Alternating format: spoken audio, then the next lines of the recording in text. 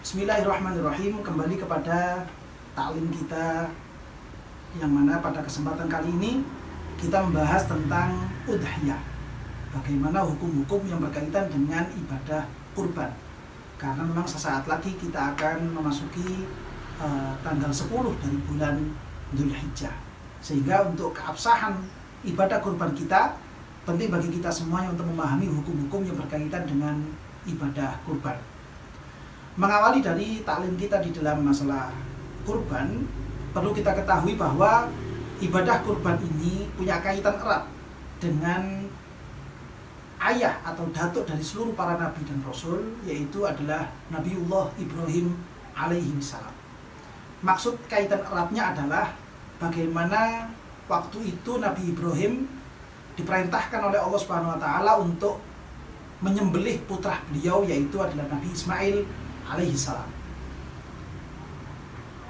Seorang ayah yang telah puluhan tahun meminta kepada Allah supaya dikaruniai seorang anak yang soleh, Rabbi habli minas solihin, yang kemudian dikabulkan oleh Allah dengan lahirnya Nabi Ismail, yang sudah tidak asing lagi bagi kita semuanya bahwa Nabi Ismail ini merupakan putra pertama Nabi Ibrahim dan menjadi anak kesayangan yang telah dinanti-nanti selama puluhan tahun. Putra yang beliau cintai ini sangat dekat dalam hati Nabi Ibrahim. Namun kemudian Allah Subhanahu wa taala menguji beliau dengan memerintahkan supaya Nabi Ismail disembelih. Tentu ini akan menjadi berita yang sangat menyayat hati.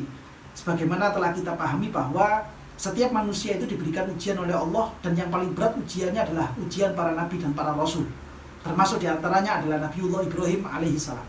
Ketika beliau memiliki buah hati yang sangat beliau cintai, karena telah beliau nanti-nanti selama berpuluh-puluh tahun, itu semuanya kemudian diuji oleh Allah supaya dikurbankan, disembelih hanya karena Allah Subhanahu wa taala.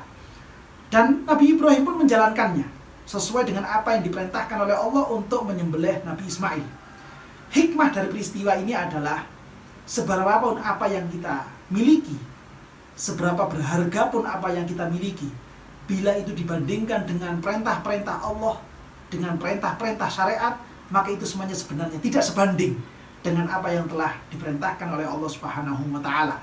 Sehingga penting bagi kita semuanya untuk mencontoh bagaimana yang telah dilakukan oleh Nabi Ibrahim kepada putranya, bahwa tetap kita harus mendahulukan perintah-perintah Allah dibandingkan dengan apa yang telah kita cintai, kita sayangi, kita hargai dalam kehidupan kita semuanya. Karena itu semuanya tidak ada harganya di hadapan Allah kecuali hanya perintah-perintah dan ketaatan kita kepada Allah Subhanahu wa taala, dan juga ketaatan kita kepada Rasulullah Shallallahu alaihi wasallam. Ini kiranya suatu hikmah penting yang bisa kita awali dalam taklim kita tentang kaitannya dengan ibadah kurban. Mudah-mudahan ini semuanya bermanfaat.